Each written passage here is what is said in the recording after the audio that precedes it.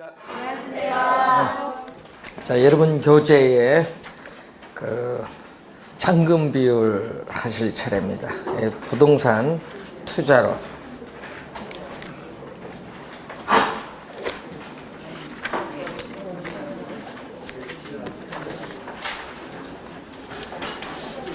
자, 여러분 우리 저번 주에 배우셨을 때 이 수식은 상당히 중요하다고 했습니다.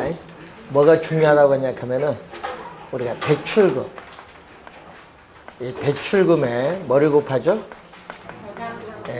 저당상수를 곱하면은 매 기간 갚아나가는 원리금 상환액. 원리금 상환액은 부채 서비스액인데 이 수식은 매년 출제되는 수식. 꼭 기억해 두시고 이때 대출금을 구하기 위해서 양변을 뭘로 나눠주면 돼요? 저당 상수로 나눠주면 돼요. 그래서 원리금 상환액의 양변에 뭘로? 저당 상수로 나눠주면 되는데 이걸 뭐라고 하죠? 저당 상수와 역수관계 뭐다? 요거 연금의 평가 개수를 말합니다. 자, 그래서 여러분 프린트에 거기 3번 문제 보시면은 화폐 시간 가치 개수에 관한 설명이 틀린 건데 2번에 보시면은 원리금 균등 상환액, 여러분 이 원리금 상환액에 균등이 붙었다는 것은 원리금 균등 상환 방식이에요. 원리금 상환액이 똑같다는 얘기입니다. 원리금 균등 상환액은 뭐죠? 원리금 균등 상환액에 뭐를 곱하면 연금의 평가계수를 곱하면 대출금, 융자 원금이 대출금입니다. 그래서 거기에 보면 2번에 저당상수를 곱하는 게 아니라 연금의 평가계수를 곱해야 돼. 2번 상당히 많이 출제되는 지문입니다. 좀 주의해 두시면서 2번 정답입니다. 그래서 나중에 한번 확인을 해 보시고, 자, 그러면은 우리 관련해서 이 부동산 가격, 자, 예를 들면은 이 부동산 가격이 10억 원입니다. 자, 지금 예를 든 겁니다. 자, 이 부동산 가격은 10억인데, 자, 투자할 때 내 돈은, 자기 자본은 2억을 투자했어요. 내 돈은. 그런데 문제는 부동산은 이 남의 돈을 또 조달해야 되는데, 이 금융기관에 대출금은 우리가 8억 원을 받고 우리가 부동산 10억짜리를 취득을 했다는 얘기죠. 자, 이때 우리는 대출기간은 만기거든요. 만기는 15년이고, 자, 이 상환 방식은, 대출금에 대한 상환 방식은 원리금 균등 상환 방식이다. 자, 이런 조건입니다. 자, 이런 조건 하에 뭐 이자율은 뭐 5%다. 연이자율, 고정금리로 5%다. 이렇게 보고, 자, 그런데 문제는 이 부동산 가격은 10억에 샀지만은 만기 15년 동안 계속 갚아나가기보다는 중도에 처분하는 경우가 거의 대부분이에요. 그럼 예를 들어서 이 부동산을 10억 주고 샀지만은 나는 이 부동산을 몇 년 후? 5년 후에 처분을 하고자 한다. 자, 그럼 5년 후에 처분하는데 지금 문제는 원리금 균등 상환 방식이니까 대출금 중에 일정 금액은 갚았어요. 언제까지? 5년 동안. 그럼 5년 후에 처분하니까 이 대출금 8억 원 중에 5년까지는 갚은 돈도 있고 못 갚은 돈도 있어요. 자, 그럼 5년 동안 8억 원 중에서 갚은 금액이 또 있을 거고 이 상환된 원금은 2억이다. 그런데 이 상환된 원금은 2억이지만 그럼 대출금에서 2억을 뺀 나머지 미상환된 원금은 얼마죠? 6억이죠. 자, 그럼 문제는 이제 시험 문제 나올 때 여러분 용어를 정확히 알아야 되는데 이 용어를 미상환된 원금으로 출제를 안 하잖아요. 말을 바꿔서 출제하지. 그래서 미상환된 원금을 여러분 교재에 뭐라고 해놨죠? 잔금이라고 해요. 잔금. 그래서 잔금이라는 용어가 나오는데, 그래서 여러분이 221페이지 거기 중간에 밑에 2번 수식에 보면 잔금이 나오죠. 그래서 잔금을 우리가 나오기도 하고 또 우리가 이걸 다른 말이 많거든요. 미상환 저당 잔금이라고도 하고 또 미상환 대출 잔액이라고도 하고 또는 융자 잔고 또는 우리가 저당 잔금 뭐 대출 잔액 뭐 비슷한 말이 하도 많아요. 출제 유연에 따라서 이 용어를 달리 쓰인다는 걸 하나 기억해 두시고, 자 그러면은 상환 비율은 얼마죠? 자 상환 비율, 상환 비율은 우선 대출받은 금액이죠.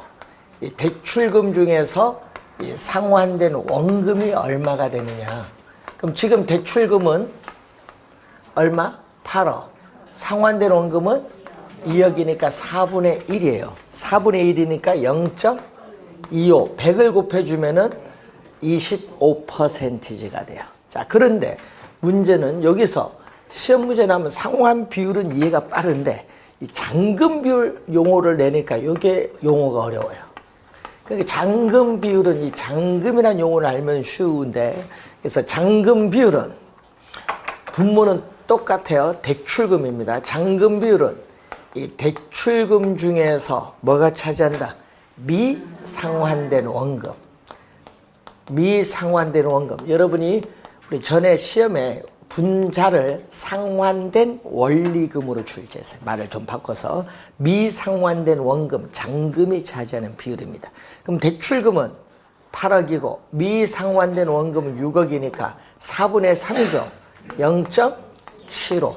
0.75에 100을 곱해주면 75%가 되죠. 그럼 이 두 가지를 더해주면 얼마 나온다? 1. 그러면 시험 문제를 우선 출제를 이 용어를 우리는 3번 출제했죠. 12회 시험에 처음 출제해서 26회, 29회 시험에 출제했습니다. 자, 그런데 문제는 출제를 했는데요. 작년은 요거 1이죠. 이 1을 뭘로 출제했다? 0으로 작년 시험에. 26회는 1로. 그래서 이 용어를 우선 중요시 여겨라. 상환 비율과 잔금 비율은 얼마다?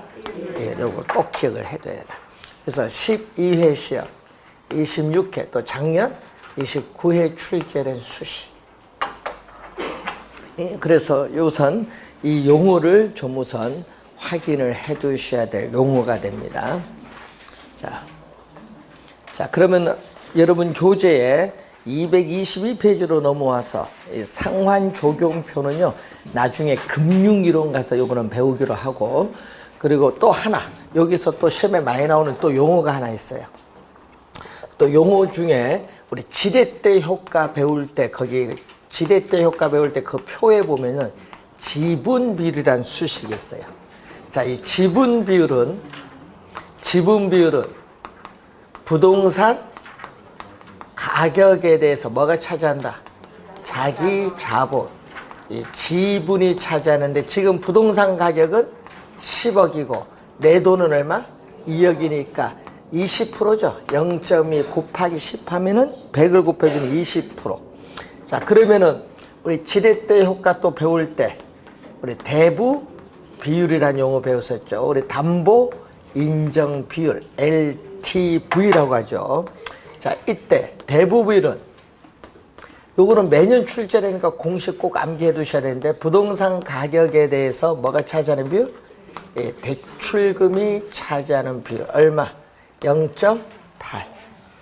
예, 부동산 가격은 10억인데 대출금은 8억이니까 0.8, 80%입니다. 또 더해주면 얼마? 1. 요 수식도 많이 출제를 해요. 그래서 이 지분 비율과 대부 비율은 얼마다? 1이다. 이 수식을 이용한 문제가 또 많아요. 자, 여러분 15회 시험도 마찬가지고 15회 추가 시험도 마찬가지고 또 23회 시험 또 27회 시험 다 요 수식을 이용해서 풀면은 쉽게 풀려요.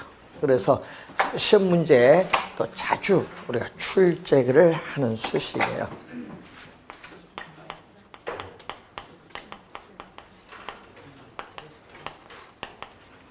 이 수식을 이용하면 좀 문제를 쉽게 빠르게 풀 수 있어요. 그래서 우선 두 수식 1이죠. 1. 상환 비율과 잔금 비율을 대주면 1. 또 지분 비율과 대부 비율을 대줘도 1. 자, 223페이지에 오위험이 나오죠. 오위험은 우리가 리스크죠. 자, 오위험은 리스크, 미래의 불확실성입니다. 자, 요즘 우리 주식 시장도 우리가 많이 나오는데, 자, 미래의 불확실성, 또 뭐라고 한다? 변동성. 주식 시장에 보면 변동성이라는 얘기하는데, 뭐 주식 시장에 보면 변동성이 크다. 이 말은 위험이 높다는 거예요. 그래서 여러분이 변동성이 크다, 또 미래의 불확실성의 정도가 크다는 것은 리스크, 위험이 높다는 것을 말하죠. 뭐 그 반대인 경우는 뭐 위험이 낮겠죠. 자, 위험은 우리 경영학에서는요, 장래 기대되는 소득의 변동의 가능성을 위험이라고 합니다. 그러면은 시험 문제 요게 우리가 좀 자주 출제가 되는데, 부동산 투자에 따른 위험의 유형이 여러분 거기에 나와 있죠. 자, 우리 진짜 홀수년도에 진짜 많이 출제하는 것 같아. 예, 제가 보면. 자, 그래서 자, 그 내용을 우선 한번 보시면 사업상의 위험이 나오죠. 자, 사업은 비즈니스입니다. 이 비즈니스 위험을 경영 위험이라고 해요. 사업상 위험을 경영 위험이라고도 합니다. 자, 그러면 이 사업상 위험은 부동산 투자 사업 그 자체에서 발생하는 이 수익성에 관련된 위험인데 세 가지로 구분되어 있어요. 자, 시장 위험이 나오죠. 자, 시장 위험은 시장의 수요 공급, 이 불확실성으로부터 발생하는 위험입니다. 자, 이 부동산 경기 침체로 인해서 우리는 업무용 부동산의 공실률이 증가하면서 수익률이 하락한다. 이게 바로 시장 위험이에요. 또 시장에서의 분양이 될 것이라 예측해서 분양을 했는데 오히려 미분양이 증가를 한다. 이것도 무슨 위험? 시장 위험. 이런 시장 위험은 사업상 위험에 속한다. 자, 그리고 우리가 운영 위험죠. 부동산 운영함으로써 발생하는 위험이 있어요. 자, 그 운영하는데 드는 비용이 뭐죠? 영업 경비죠. 그래서 여러분, 영업 경비가 급격하게 오르면, 비용이 오르면 당연히 수익은 떨어지죠. 그러니까 이런 위험이 운영 위험이에요. 영업 경비의 변동이라든지 근로자의 파업이라든지 임차인의 임대료를 연체를 한다든지, 자, 이런 거. 예? 자, 이런 거, 사무실 관리에 따르는 비용이 또 증가한다든지 이런 건데, 자, 이러한 것으로 초래가 되고 있는 이 수익성의 불확실성을 지칭하는 개념이 운영 위험이에요. 자, 위치적 위험은 위치가 고정되어 있어 이동하지 못해요. 그러다 보니까 위치가 고정되어 있기 때문에 그 위치를 둘러싼 외부 환경, 이 환경 조건에 영향을 받아요. 그래서 부동산 가치가 오를 수도 있지만 또 내릴 수도 있잖아요. 외부 환경 조건에 따라서 상대적인 위치, 부동산 가치가 변하는 상대적 위치가 달라지게 되는 위험을 우리는 위치적 위험이라고 해요. 자, 이 사업상 위험은 27회 시험에 또 출제를 한번 했었죠. 사업상 위험. 자, 사업상 위험은 27회 시험에 또 지문으로 출제했고, 또 작년에 투자로 인해서 가장 쉬웠던 문제가 금융위험인데 박스를 가지고 어떤 위험인가 출제했어요. 작년 시험에. 금융은 자금을 융통받는 거. 그러면 금융기관으로부터 융통받은 자금, 이 대출금이죠. 이 대출금이 많을수록 여러분들의 원금 이자, 원리금 상환 부담이 높아져요. 원리금 상환 부담이 높아지면요, 원리금을 제때 못 갚는 이 채무가 불이행될 가능성이 높아지면서 개인적으로 파산할 가능성이 커지게 됩니다. 이것을 금융위험이라고 해요. 금융위험. 이 개념을 우선 작년에 출제를 또 했습니다. 29회 시험에. 자, 금융위험이 나오고, 자, 그 다음에 법적 위험이라는 게 있죠. 자, 부동산을 둘러싸고 있는 법적 환경의 변화에 의해서 발생하는 위험인데, 대표적으로 우리는 토지 이용 규제의 대표적 수단인 지역 지구제가 변경됨으로써 발생하는 위험도 있고, 또 정부의 정책인 재정 정책이나 이 금융 정책의 변화로 인해서 발생하는 위험도 우리는 법적인 위험입니다.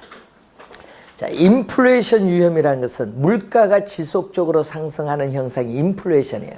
그래서 정과 동일한 물건을 사기 위해서는 어떻게 돼요? 돈의 가치가 떨어지니까 돈을 더 많이 지불해야 돼요. 즉 구매력 하락에 따른 위험이 인플레이션 위험인데, 자, 이것은 우리 금융이론을 가서 다음 주에 배우면 또 배울 텐데, 이 금융기관은 변동금리 대출에 있어서 인플레이션이 발생하면은 화폐 가치가 하락하니까 대출자는 손해를 봐요. 그렇기 때문에 대출금리 인상을 통해서 금리 변동에 따른 위험을 차입자에게 떠넘겨 전가시키거든요. 떠넘기는 이런 위험이 인플레이션 위험입니다. 이 지문을 우리는 또 27회 시험에 또 출제했어요. 그 지문. 인플레이션 위험을. 자, 그리고 유동성 위험은 또 17회 시험과 또 작년에 또 출제했어요. 유동성 위험은. 자, 유동성 위험이라는 것은 유동성이 황금성입니다. 유동성이 황금성인데 부동산을 처분하여 현금화하는 데 걸리는 시간을 황금성이라고 배우셨어요. 그러면은 유동성 황금성 위험이라는 것은 부동산을 처분하여 현금화하는 과정에서 시장 가치의 손실의 가능성을 유동성 위험이다. 자, 부동산의 정상적인 시장 가치가 5억인데 캐나다 이민 가기 위해서 급매물로 4억에 매각하면 얼마 손해보죠? 1억. 이 시장 가치의 손실 가능성 1억을 유동성 위험이라고 합니다. 자, 이런 여러 가지 위험이 있다. 이렇게 보시면 되겠죠. 자, 225페이지에 문제 하나 봅니다. 자, 부동산 투자에 따른 위험을 설명하였다. 틀린 건 부동산 투자에서 예상한 결과는 기대 수익률이고 실현된 결과는 실현 수익률입니다. 이 두 가지가 달라질 가능성을 뭐라고 한다? 위험의 개념이 나와 있어요. 자, 유동성 위험은 여러분 아까 부동산 개발 기간 동안 나타날 수 있는 개발 비용의 변동 가능성 때문에 발생하는 것은 요거는 개발에 따른 위험 중 비용 위험이야. 그리고 이건 유동성 위험이 아니죠. 아까 유동성 위험 배우셨잖아요. 틀렸지. 2번 정답이지 뭐. 이자율 위험은 이자율 변동. 여러분 이자율이 오르면은 수익률이 이자 비용이 높아지니까 수익률이 하락하죠. 이게 이자율 위험. 이자율 변동에 의해서 수익률이 변동하는 것을 말하고, 자, 사업 위험은 사업을 영위하면서 발생하는 수익성에 관련된 위험이고, 법적 위험은 정부의 정책이나 법률 개정 등으로 인해서 수익률이 변화를 했을 때 발생하는 위험이죠. 그래서 여러분 2번이 정답입니다. 유동성 위험. 유동성 위험이 좀 어려운 용어예요. 그래서 자주 출제를 한다. 이런 문제 쉬운 거예요.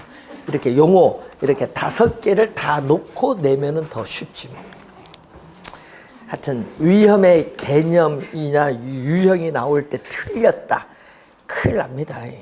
이런 건 틀리면 안 되죠. 작년에 출제했는데. 자, 위험도 중요하지만 또 거기 뭐가 나온다? 예? 수익률이 또 나오죠. 수익률. 자, 수익률은 분모는 투자 금액입니다. 분모는 부동산을 취득을 하는데 투자 금액에 대한 뭐의 비율? 순수익과의 비율이에요. 자, 여러분이 올해는 이 수익률 쪽이 중요한데 순수익은 뭐예요? 수익에서 비용을 뺀 거죠. 그래서 투자 금액은 부동산 가격이에요. 하여튼 분모는 투자 금액, 율을 들어간다는 건 퍼센티지로 가면 100을 곱해주면 돼요. 자, 올해 시험 문제 좀 주의를 좀 해야 돼요. 자, 여러분 시험 문제 우리 요즘 보면 여기서 지문 하나 뽑고요.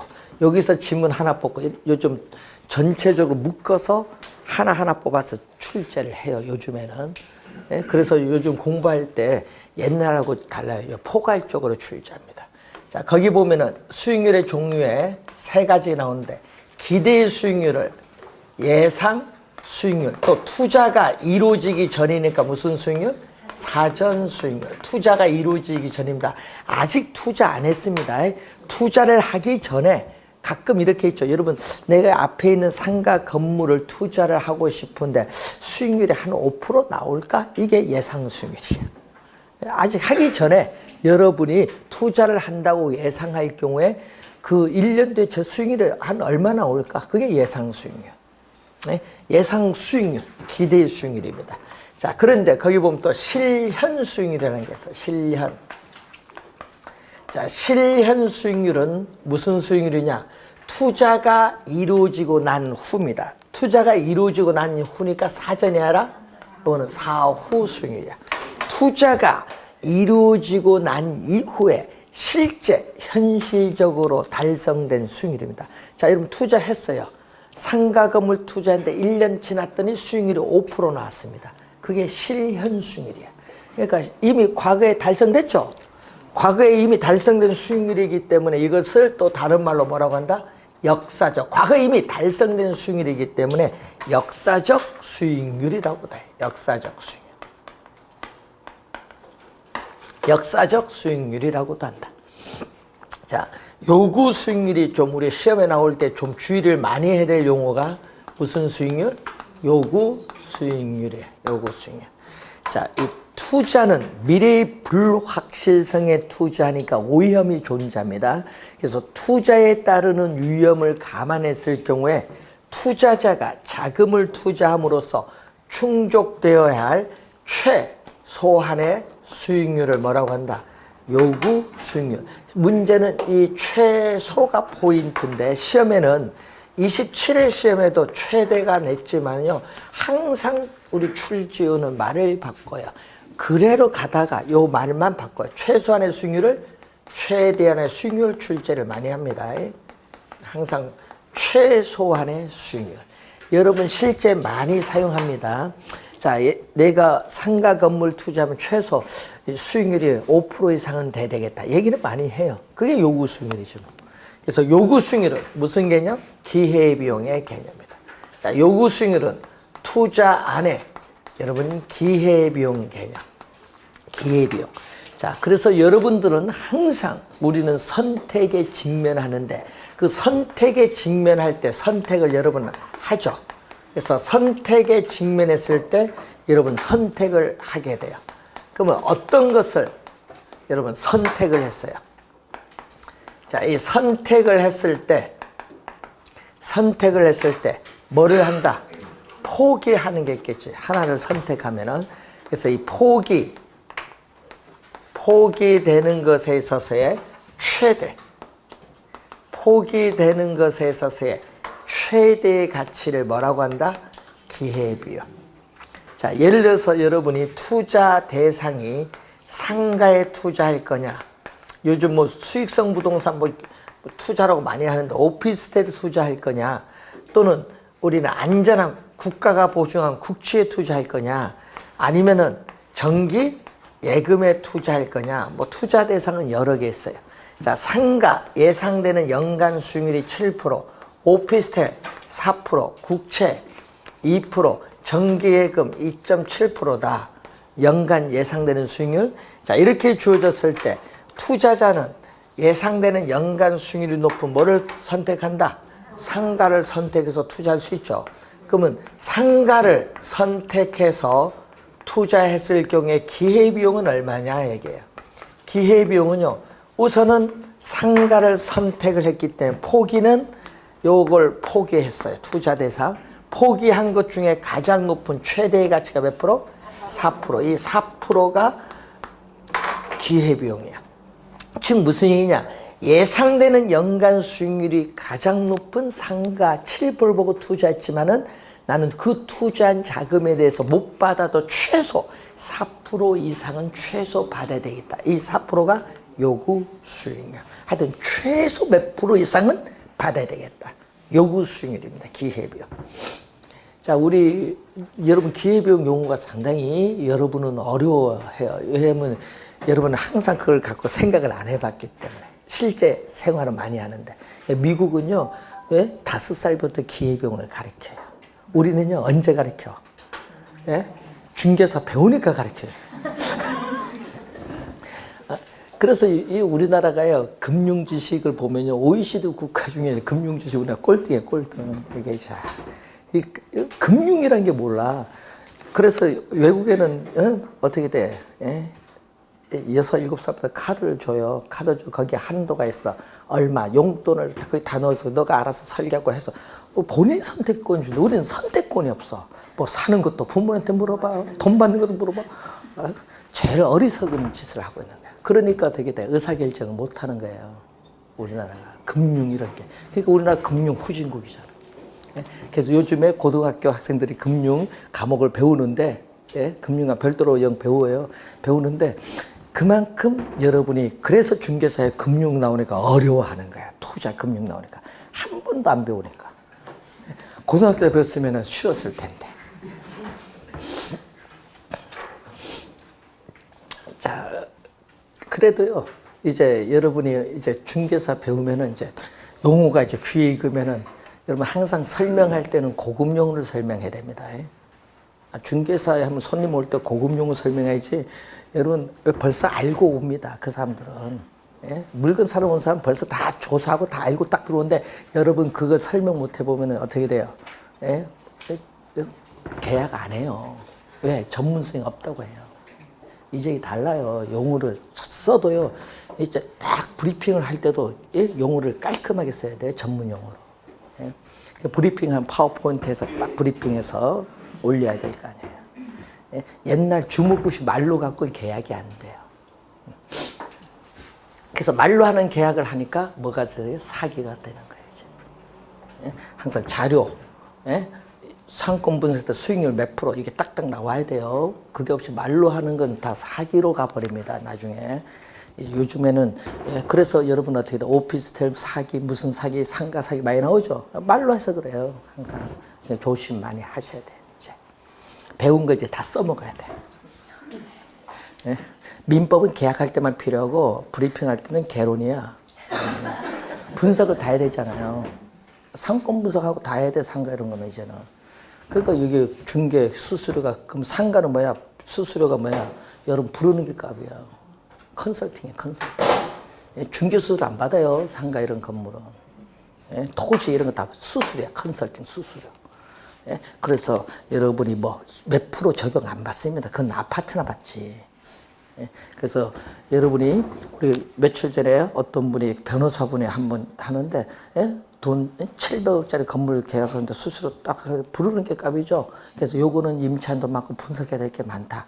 얼마 줄게 이렇게 하지. 그러면은 요거 어느 정도 딱 계약이 되면은 그 계약금의 몇 프로 주고 별도 자문 컨설팅 수수료다. 그래서 20억 딱 받는 거예요. 700억 계약에 20억 받지. 그게 컨설팅 수수료예요. 그런 걸 해야 되는 거예요. 그러니까 그래서 변호사는 뭐다? 잘 못하죠. 분석은 되는데 뭐야 주변 상권 분석 이런 건 잘 안 되잖아. 그 누가 있어야 돼 밑에. 높으면 중개사도 있고 법무사 다 있어. 세무사도. 그 사람들이 다 분석해서 그래 가지고 이제 최종 변호사 브리핑 하는 거지. 그만큼 이제 다 모여요. 이제 높은 같은 데 보면. 자, 자격증 따서 좀 본인이 자신 있다 하면 높음에 가든지 아니면 법인에 가든지. 그래서 요즘 젊은 사람들이 높음에 많이 갑니다. 법인 쪽으로. 자, 분석을 그래서 잘 해둬야 돼요. 자, 그래서 밑줄 하나 그립니다. 자, 거기에 밑에서 네 번째, 225페이지 밑에서 네 번째 보시면요. 투자의 대가에는 수익이 따르는데 이 수익에는요, 항상 시간에 대한 비용, 시간에 대한 대가입니다. 또 위험에 대한 비용, 위험에 대한 대가 둘 다 포함되어 있어요. 항상. 자, 그거는 이제 설명을 할 겁니다. 자, 그래서 공부할 때 올해 좀 주의를 해야 될 것은 무슨 관계? 기대 수익률과 요구 수익률 관계. 이게 시험 문제 진짜 많이 출제를 지금 하고 있는데 뭐 작년에도 나왔잖아요. 기대 수익률, 요구 수익률 관계가 요즘 계속 우리가 출제를 하고 있어요. 시험 문제. 자, 요즘 계속 나오는 게 요거거든요. 자, 여러분 거기에 26회, 27회, 29회 거기 세 번 나온 거, 그 26, 27, 29에는요, 요거 출제한 거예요. 투자를 할 거냐, 말 거냐. 요거. 투자를 할 거냐, 말 거냐. 자, 기대 수익률이 7%, 요구 수익률은 기대 수익 2%다. 이런 경우에 항상 26회, 27회, 29회는요. 최소한의 수익률보다 미래에 예상되는 수익이 높으면 투자를 뭐 한다? 한다. 반대인 경우는 투자가 이루어지지 않는다. 요걸 묻는 것을 지금 26회, 27회, 29회 시험에 출제했어요. 또 21회 시험에도 요거 물으면서 또 안에 있는 내용을 또 물었는데, 자, 그러면은 시험 문제 나올 때 여기서 원래 지문 나올 때 주의해야 돼.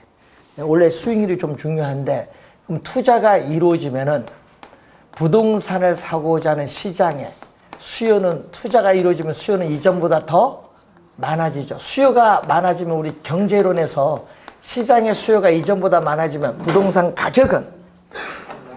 가격은 오르죠.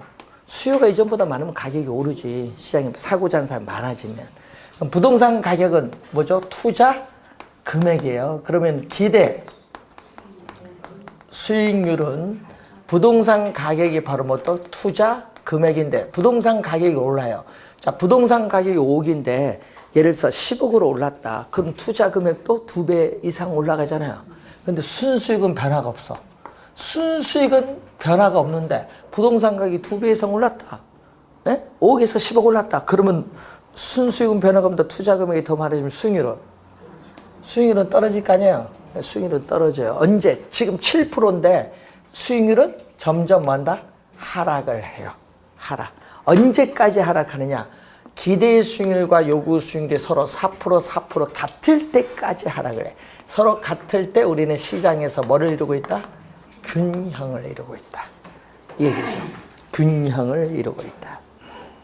자, 이런 관계를 여러분이 알아둬야 됩니다. 자, 그러면 여러분이 거기에 226페이지에 우에서 6번째 보시면은 기대 수익률은 점차 하락의 동그라미. 다른 거 밑줄 긋지 마시고 하락에만 동그라미. 그러면 시험 문제 낼 때는요, 잘 가다가 그 하락을 상승으로 바꿔서 출제해버려요. 나중에 시험 내면 어디 틀린지 모릅니다. 지문 보다 보면은 그 하락을 뭘로 출제한다? 상승으로 출제합니다. 우리 출제위원들이 어디서 키워드 잡아서 바꾸는지를 잘 보셔야 됩니다. 자, 만약에 투자가 이루어지지 않으면 어떻게 돼요? 투자를 하지 않는다. 그럼 시장에서 부동산을 사고자 하는 수요는 뭐 한다? 반대로, 여러분 그 표 있어요. 그 밑에 핵심적인 그거 보면서 부동산 수요가 줄어드니까 부동산 가격은, 수요가 이전보다 줄어들면 가격은 하락을 한다. 투자 금액이 줄어든다는 얘기예요. 그러면 기대 수익률인데, 자, 순수익은 변화가 없는데, 부동산 가격 투자 금액이 이전보다 줄어요. 부동산 가격이 5억에서 2억으로 하락을 했다. 그러면 전체값 수익률은 어떻게 돼? 투자 금액이 줄어드니까 수익률은 높아가죠. 그래서 수익률은 상승한데 언제까지? 2%에서 오르는데 요구 수익률 4%와 같을 때까지 상승을 해요. 같으면 이제 시장의 균형을 이루고 있다. 자, 이 내용을 이제 물을 때 항상 시험엔 요거죠. 기대의 수익률이 하락하느냐, 상승하느냐. 여기서 말을 바꾸는 거예요, 항상. 그래서 그 핵심 정리의 끝에 균형 앞에 기대의 수익률 상승 하락, 여기 동그라미 쳐두면 되죠. 항상 거기가 중요하다는 거. 시험 문제 나오면. 자, 최근에는 시험 문제들이 박스를 내거든요. 네모 안에 다음 중 부동산 투자 위험 수익에 대한 설명 중 틀린 거예요. 박스를 내거든요. 박스에 보기 4-5개 들어서 틀린 거 잘. 개론 같은 경우에 시험 문제 보면요. 40문제 중에 박스가 15개에서 18개가 나와요. 박스 문제가 나오면은 하나 모르면 틀리잖아요. 정확하게 개념을 알도록 합니다. 자, 넘어갑니다. 여러분 교재에 위험 수익의 관계로 갑니다. 227페이지. 자, 위험에 대한 투자자의 태도는 크게 몇 가지? 3가지가 있어요. 3가지. 자, 위험 회피형 투자자, 위험 중립형 투자자, 위험 선호형 투자자. 근데 대부분의 투자자는 어떤 투자자? 위험 회피형 투자자지. 네. 위험 회피형 투자자를 우리 뭐라고 한다? 합리적 투자자. 합리적 투자자. 그래서 시험 문제 보면은 단 투자자는 위험 회피적이라고 가정한다 이런 지문이 나와요. 본 시험 가면은. 그러면 그 말은 어떤 것을 숨기고 있냐, 이걸 숨기고 있어요. 위험 회피형 투자자의 행위를 보면은, 자, 상가에 투자할 거냐 아파트에 투자할 거냐, 투자 대상이 이렇게 두 개가 있을 때 두 투자 대상의 기대 수익률이 같다. 자, 기대 수익률이 같다. 동일할 때는 투자자 입장에서는 뭐를? 위험이 낮은 걸 선택하고, 만약에 반대로 위험이 같으면 어떻게 돼요? 위험이 같다. 동일할 때는 투자자 입장에서는 기대 수익률이 높은 것을 선택하는 게 위험 회피형 투자자의 행위. 대부분의 투자자는 위험 회피형 투자자를 가지고 있어요. 자, 그래서 여러분 중간에 보면 위험 회피적 태도가 나오는데, 자, 두 개의 투자 안의 기대 수익률이 동일한 경우에 투자자들은 덜 위험한, 덜 위험이라는 것은 위험이 낮은 투자를 선택한다는 거예요. 이럴 경우를 투자자는 뭐죠? 위험 회피적이라고 한다. 자, 이 투자자가 위험 회피적이라는 것은 위험을 전혀 감수, 부담하려고 하지 않는다. 이걸 의미하는 것은 아니다. 위험을 부담한다는 얘기입니다. 그래서 아무리 위험 회피적인 투자자라 할지라도 시장에서 인플레이션이 발생한다든지 이렇게 피할 수 없는 위험이거나 인센티브, 보상, 유인책이 있는 위험일 경우에는 투자자는 보상 주겠다 하니까 기꺼이 위험을 감수하면서 투자를 하겠다. 보상 많이 주겠다, 더 쌩서 이렇게 가는 거죠. 자, 그러면 위험 회피형 투자자도 있지만 거기에 또 보면 또 무슨 투자자 있어요? 위험 중립형 투자자도 있어요. 자, 위험 중립형 투자자는 요거는요, 말 그대로 위험에 관계없어. 위험이 높든 낮든 위험에 관계없이 뭐만 본다? 기대 수익률만 보면서 투자하시는 분. 이런 분 좀 있죠. 예, 여러분 위험을 고려하려고 미래에 예상되는 수익률만 보면서 투자하는 사람. 예, 예를 들어서 여기 7%다.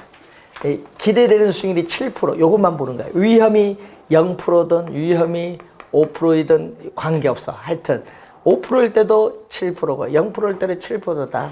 위험이 높든 낮든 신경 쓰지 않고 뭐만? 기대 수익만 보면서 투자하겠다. 자, 이 선이 바로 뭐냐 하면요, 투자자의 무차별 곡선인데, 이 무차별 곡선이 수평선이 될 때를 우리는 위험 회피형 투자자, 위험 중립형 투자자. 자, 무차별 곡선 개념은 포트폴리오 이런 가서도 배우죠. 투자자에게 뭐를 가져다 준다? 똑같은, 투자자에게 똑같은 동등한 효용, 만족을 가져다 주는 거예요. 예?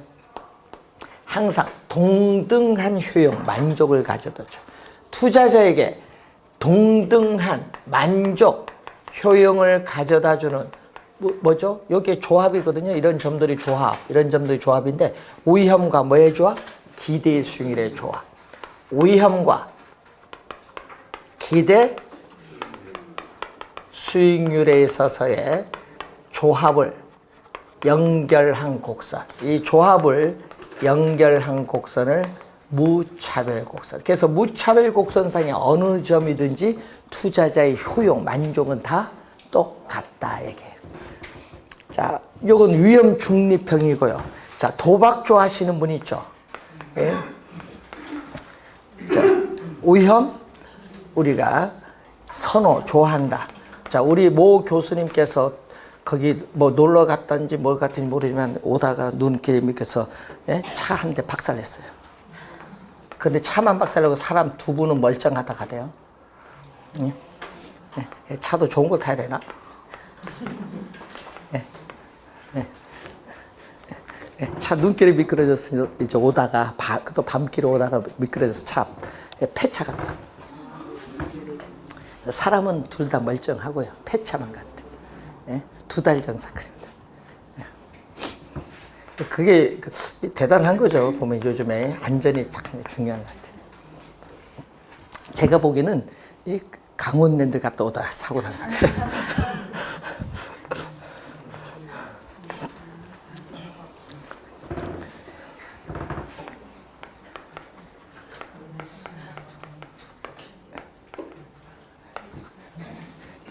자, 기대의 수익률. 우리가 밤길은 좀 위험하죠, 눈길에. 어제도 눈 왔다 가대요. 대설주의. 안동에도 눈 왔다 가더라고요.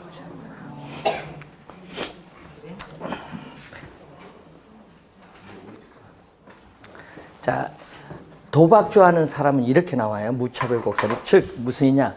우리가 높은 수익을 얻기 위해서 기꺼이 나는 큰 위험 부담하겠다는 사람.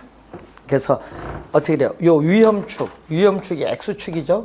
이 X축에 대해서 뭐다? 밑에서 보면 오목한 우하향하는 무차별 곡선은 위험 선호형 투자자. 자, 그러면은 여러분 그림이 228페이지에 나오는 그림은 요거. 누구?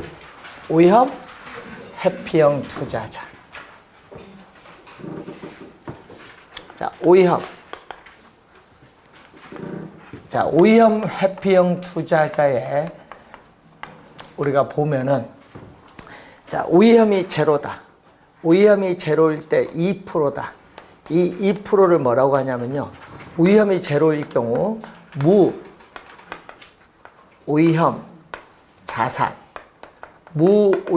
자산의 수익률, 우리는 줄여서 간단히 뭐라고 한다?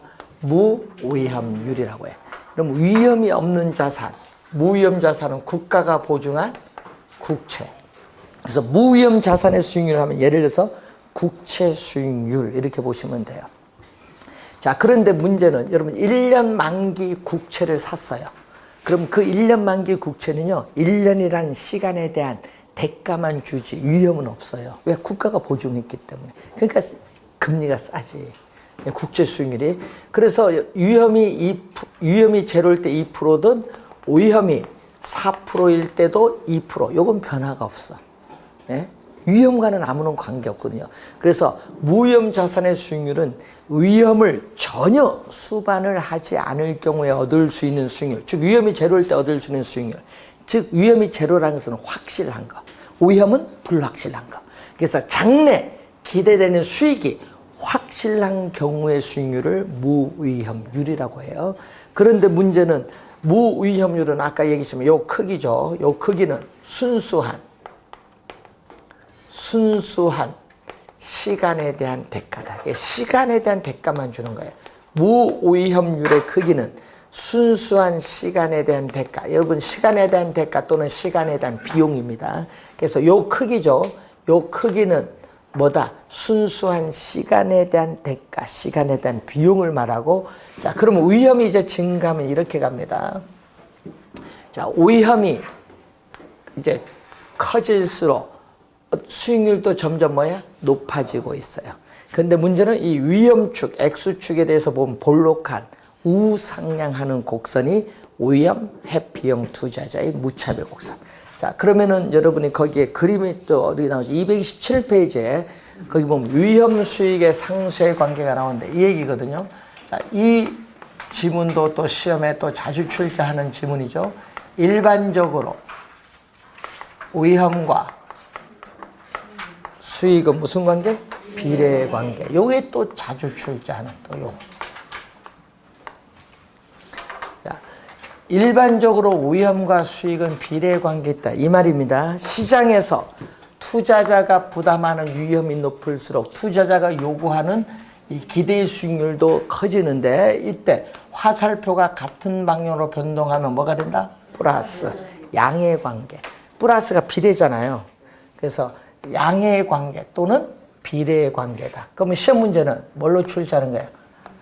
반비례로 출제하든지 마이너스 음의 관계로 출제하든지. 반비례 음의 관계가 아니라는 거. 그래서 이것을 또 우리는 위험 수익에, 이러면 위험이 높을수록 수익도 높아지는 게 두 개가 뭐예요? 상쇄, 없어진다. 위험 수익의 상쇄 관계라고 해요. 위험 수익의 상쇄 관계, 트레이드. 자, 여러분이 우리 야구에서 오프 시즌의 트레이드가 이루어져서 전력을 서로 상쇄시켜버려요. 트레이드 오프. 오프 시즌의 트레이드. 거기서 나온 용어예요. 트레이드, 상쇄 관계. 위험이 높으면 수익도 높아지니 두 개 없애버린다. 상쇄한다. 자, 우선은 용어 하나 기억을 해두고 또 요 크기가 있어요. 여러분이 요 크기. 자, 여러분 보세요. 위험이 높아질수록 요 크기가 점점 이렇게 더 커져요. 이게 바로 뭐죠? 위험이 점점 높아지잖아요. 위험이 증대됨에 따른 대가예요. 자, 요 크기는 위험 할증률이라고 해요. 위험 할증률. 자, 이 할증률은 뭐를 번역했냐? 그럼 프리미엄. 자, 위험은 리스크고요. 이 프리미엄입니다. 이 프리미엄을 번역을 한 게 할증률이에요. 그래서 시장에서 요거는 증대되는 뭐죠? 위험에 대한 대가. 시장에서 이 증대되고 있는 위험에 대한 대가가 위험 할증률이죠. 그래서 아까 얘기했지만 투자의 대가는 수익이 따르는데 그 수익에는 시간에 대한 대가, 시간에 대한 비용, 위험에 대한 대가, 위험에 대한 비용 둘 다 포함이 되어 있는 거예요. 수익에는. 자, 그걸 알아두시면 되겠고, 자, 그러면 내 문제는 이 관련해서 요 각도 있죠? 이 각도를 우리 뭐라고 하냐? 투자자의 위험에 대한 회피도인데, 자, 26회 시험은 이렇게 출제했거든요. 투자자의 위험에 대한 회피도가 뭘수록 클수록 무차별 곡선의 기울기는 급해진다, 완만해진다? 요거에 비해서 급해지죠? 예, 급해진다. 그거 26회는 완만해진다로 출제했어. 투자자의 위험에 대한 회피도가 클수록 무차별 곡선의 기울기는 급해진다. 자, 그러면은 무차별 곡선의 기울기가 이렇게 완만할 때를 우리는 뭐라고 하냐 하면요. 공격적이란 말이에요. 공격적인 위험 회피형 투자자. 하고 무차별 곡선의 기울기가 급하다. 급할 땐 앞에 뭐를 붙인다? 보수적. 무차별 곡선의 기울기 급한 보수적인 위험 회피형 투자자다. 자, 그러면은 한번 볼까요? 위험이 몇 프로? 지금 4%다. 그럼 동일한 위험 4%에서 누구는 공격적인 투자자는 수익률을 이만큼 요구하는데 보수적은 어떻게 돼요? 수익을 더 어떻게 돼? 높게 요구해. 그러니까 주어진 동일한 위험에서 공격적인 위험 회피형 투자자의 수익률보다 보수적 위험 회피형 투자자의 수익률이 더 높다는 것을 이 그림을 통해서 우선 확인을 해 두셔야 돼요. 자, 이 그림을 보고요. 그리고 또 우리는 무위험률.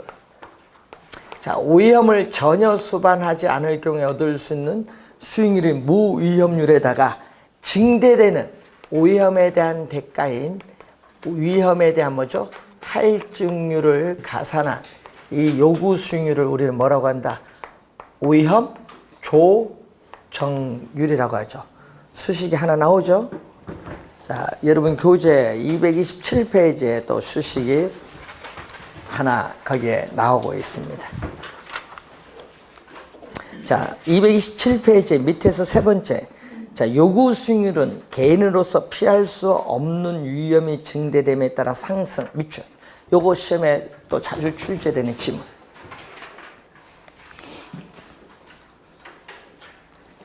자, 이때 여러분 무위험률이 지금 2%인데 2%에서 3%로 오르면 어떻게 돼요? 정부가 기준금리를 올리면은 무위험률도 오르거든요. 무위험률이 오르면 투자자 요구 수익률도 높아져요.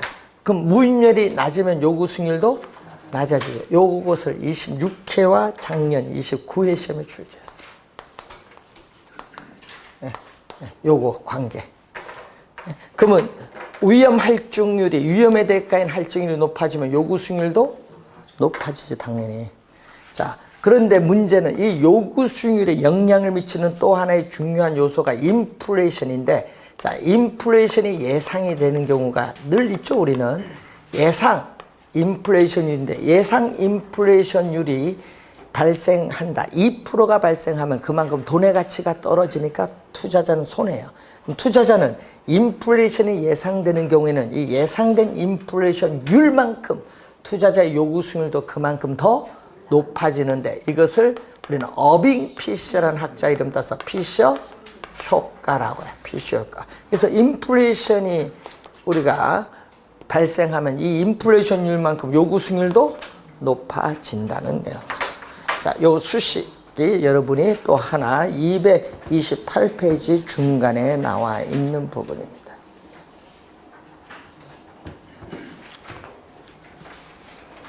자, 이 지금 문제에서 보면요. 유형의 유형, 수익률, 여기서 해서 여기서 이렇게 연결해 오면서 지문을 하나하나씩 뽑아와요. 그래서 한 문제를 구성을 해서 출제를 합니다.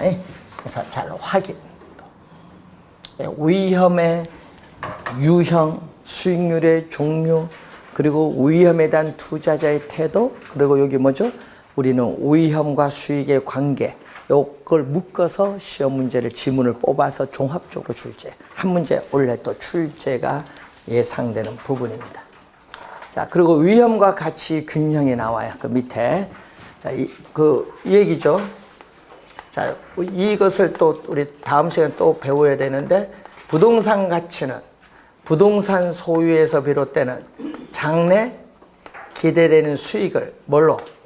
우리는 할인율로 할인하는데, 이 할인율로서 뭐를 사용한다? 요구 수익률을 사용한다. 뭐 이런 얘기죠. 자, 이때 시장에서 위험이 높으면 어떻게 돼요?